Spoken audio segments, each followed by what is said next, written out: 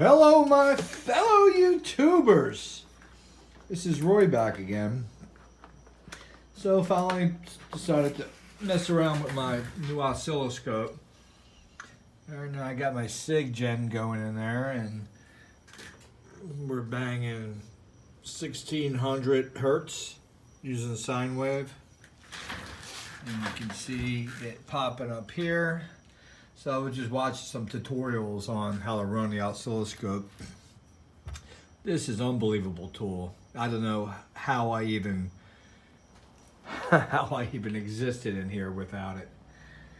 Let's go ahead and change the wave to square.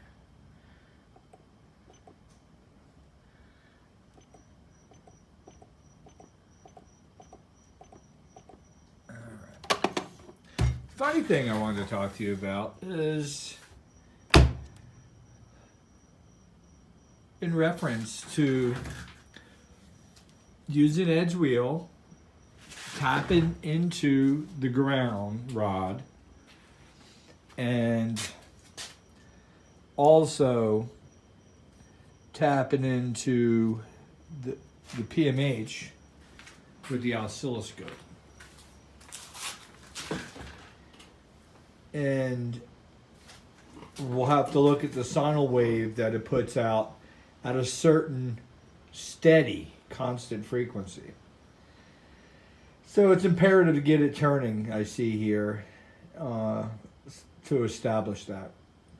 And on top of that, the Earth has a sine wave that travels through it. And I somehow would like to read that. So that would be fun. Leave your comments. And this is one of the fundamental things I was thinking about is with Leedskalnin, when you're have the positive chasing the north.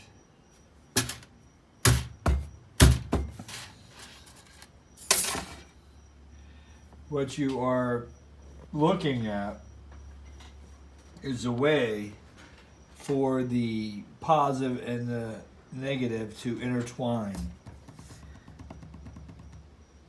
with having their own square about them, like this would represent an atom. Your nucleus would be of the center core here. And you'd be able to have it move effortlessly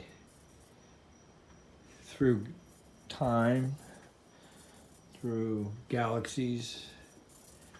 Everything is able to kind of intertwine, intermesh. Think about that. You can see here, it's a good demonstration on the equilibrium of powers running by each other. Tell me that's not phenomenal. It is freaking phenomenal.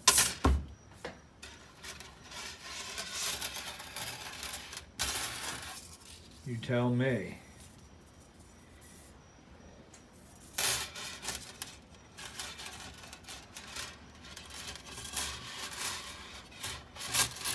If that's not a good representation of how the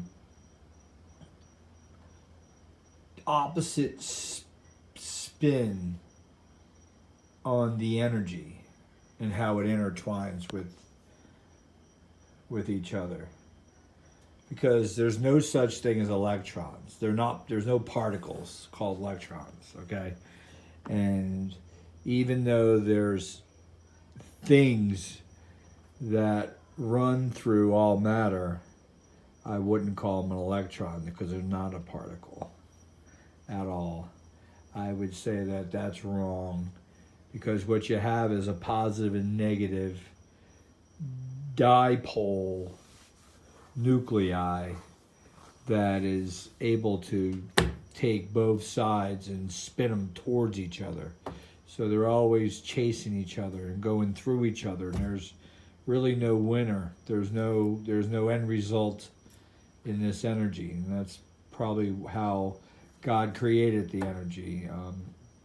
It was had to be separated. The energy had to be separated, and then it has to intertwine with each other, similar to how that reacts when you move it through matter. So I was representing my arm would be like matter, and then the energy runs through the matter effortlessly. And from what I have learned so far, and from the videos that you guys have seen from me,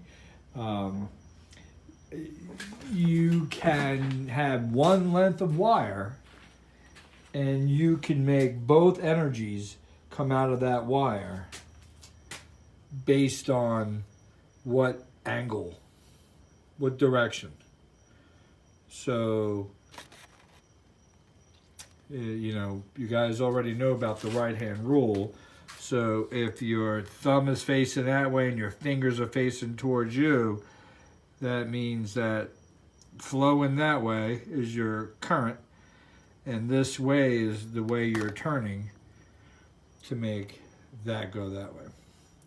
And then if you were to turn your hand this way, your current would be going that way, and then you just wind. So if your windings are going this way, automatically your current's going to be running that way. If you roll the other way, automatically your current's going to be running the opposite way. And that really matters.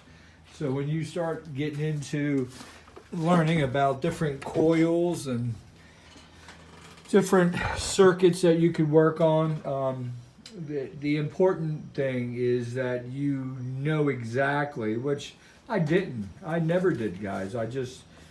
I'm pretty much, I'm only 5 years into this. So I pretty much was a monkey in a room with a computer. And I had somebody say that in one of my comments, and I kind of laughed about it and didn't take it serious because, yeah, if you're uneducated and you're going to learn, you know, you're gonna be that person. You're gonna be that monkey.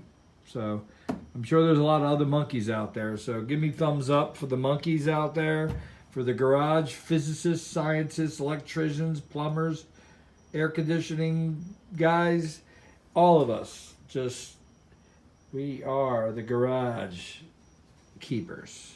We got the key to the garage. Anyways, I'll stop rambling, but have a good night. Good things to come. I get the wheel turning. We'll have some frequency.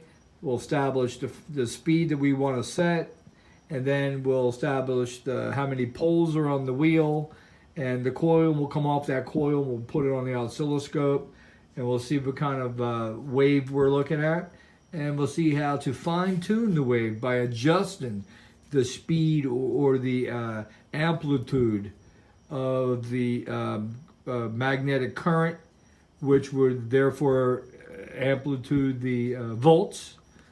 And we can do that by different things, by how far our gap is from our pickup to our magnet, as well as the coil that's on that pickup. You guys, peace out, my brothers. Power to Ed Leedskalnin and the followers. Peace.